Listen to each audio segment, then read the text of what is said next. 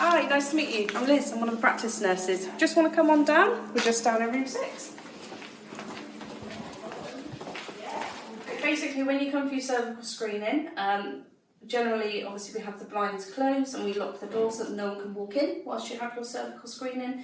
And we just ask you to pop yourself around the curtain and basically give you what we call a modesty blanket and just let you get yourself ready. Obviously, take off all your bottom half, ready to have your cervical screening. Most ladies like to attend their cervical screening in skirts and dresses, but obviously if you come in jeans, doesn't matter.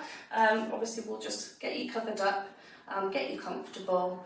We're not running any marathons, so we just take our time. So if you want to know the equipment that we use for cervical screening, especially if it's your first one, and it can be very daunting, this is the equipment we generally tend to use. So we have different size speculums. Tends to be varied on height, so if very tall ladies come in, we might go slightly bigger.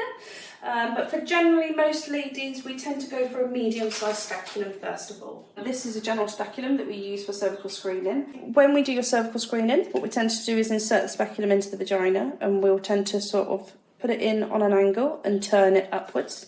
And then what we do is we just, when you're ready, we gently open it up to find, obviously, your cervix and take a sweep of your cervix. We have the pot that your cervical cells go into, and we have a couple of different brushes depending on what your cervix looks like and whether we can get a good enough sample from it. Once we've taken the sample, we will give you some tissues that you get dressed, give you 5 minutes, and what we tend to do is use the green brush and bash the cells into this pot here, and then have it sealed with your name on it, and that gets sent to the lab with your paperwork.